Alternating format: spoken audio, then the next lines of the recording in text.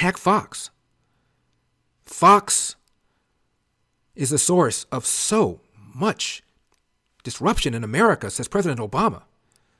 Not content with having much of the media in his back pocket, let's go after Fox. It's so incredibly demeaning. And he's not specific. Why don't you tell us a specific report that you found demeaning to the poor? Why don't you do that? It's like Michelle Obama talking about the daily slights that she and her husband had to endure every single day, but you don't name names.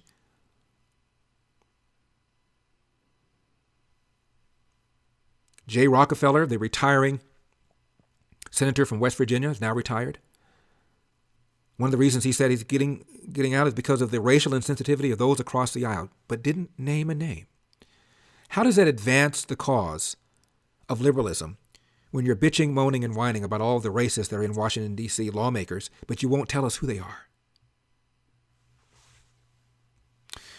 Let's move on to Bill O'Reilly. There is a columnist for the New York Times named Charles Blow. He's your basic lefty columnist, happens to be black. Racism, racism, racism. Racist police, racial profiling. Racism remains a major problem in America, yada blah, etc. And he wrote a column critical of the way Bill O'Reilly has talked about poverty. And O'Reilly blasted him, has invited him on the show. Apparently he hasn't come on. And O'Reilly then says he's not man enough to come on.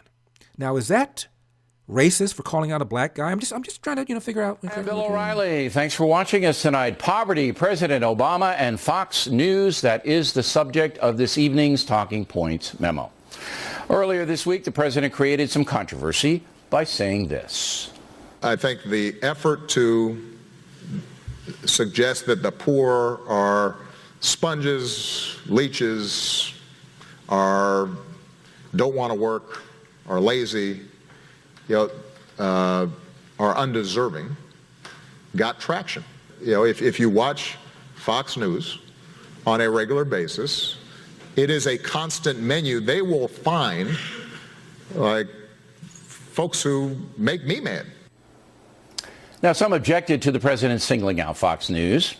Not me. The president has a beef with us. I want to hear it. And I'd like to talk to him about poverty. However, the dishonest media immediately took up the president's remarks with glee. This man, Charles Blow, writes for the New York Times, put forth yet another unbelievably deceptive column about the incident. Using out-of-context information provided by the smear website Media Matters, a far-left outfit that routinely defames Americans, Blow accuses me and Fox News of denigrating helpless individuals in a cruel and callous way. Quote, in 2014, during the week that marked the 50th anniversary of LBJ's war on poverty, O'Reilly again said that true poverty, as opposed to make-believe poverty, is being driven by personal behavior, which included, according to him, addictive behavior, laziness, apathy. O'Reilly has indeed repeatedly called poor people lazy. And the subtext of his remarks is that many poor people are pathologically and undeservedly dependent on the government dole, unquote. Wow. Once again, Mr. Blow is a deceiver, a man who has partnered up with an internet hate operation instead of doing his own research. Lazy might pertain to Charles Blow. Here's what I actually said about the poor. True poverty is being driven by personal behavior, not an unfair economic system.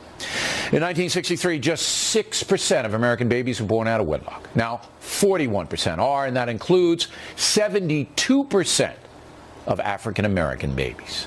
According to Heritage, single-parent homes are 4 times more likely to be living in poverty, and children raised by single parents are 3 times more likely to end up in prison, 50% more likely to be poor as adults.